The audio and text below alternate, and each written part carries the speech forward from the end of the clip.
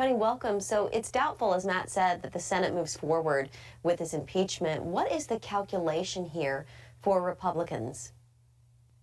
Well, Jenna, I think it's, as was discussed here, is that this is drawing attention to the seriousness of the threat on the border. I mean, just in the last year and a half, we've had about 300 individuals on the known watch list, the terrorist watch list, that have been detained.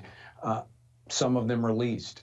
We don't know how many got through. This is a national security issue. When we look at spending, $95 billion that we're sending over to, Ukraine and to the Middle East, but yet we're leaving our own border wide open. So I think to show just how serious the threat is and how serious the Republicans are taking it, this impeachment of Mayorkas for lying to Congress and for dereliction of duty.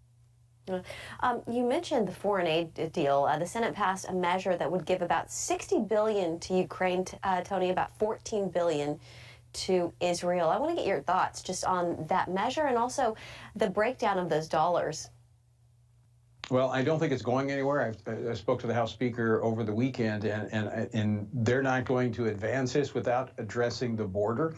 They have already sent over a measure to the Senate that would provide support for Israel, our main ally, certainly in the Middle East, and probably arguably our strongest ally anywhere.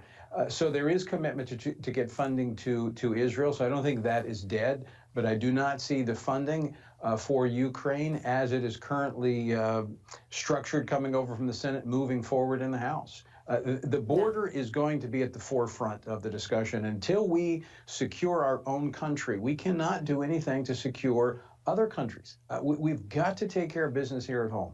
Now, speaking of other countries, former President Trump made a lot of news recently for his comments about NATO. He said he would basically let Russia do whatever it wanted to, any NATO country that doesn't pay its dues. You know, Tony, we hear Trump say comments like this a lot that are brash and out there, and a lot of times they do work for him. But could this particular comment backfire, especially with voters that he needs to reach that are outside of his base, like the independents, suburban women?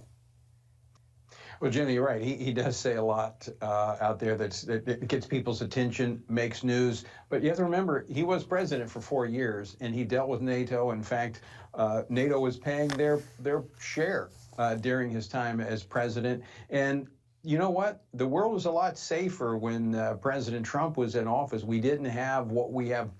Basically, the world's on fire right now. America was strong. People didn't necessarily know what he might do. He kept them on the edge of their seats. And when you look at some of the tyrants we have around the world today, that was actually good. Yeah, just a few seconds left, Tony, but this weekend, the shooting in Houston, Texas at Joel Osteen's megachurch, we now know this person was a trans person with a history of mental illness. They also had a Palestine sticker on their gun. Just a few seconds left, but a final thought.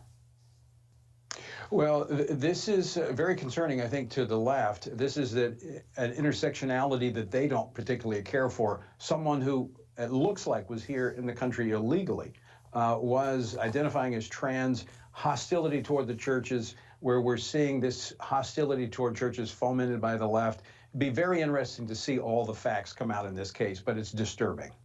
Yeah, to say the least. All right, Tony Perkins of the Family Research Council. It's always good to see you, Tony. Thank you so much. Thanks. Have a good evening.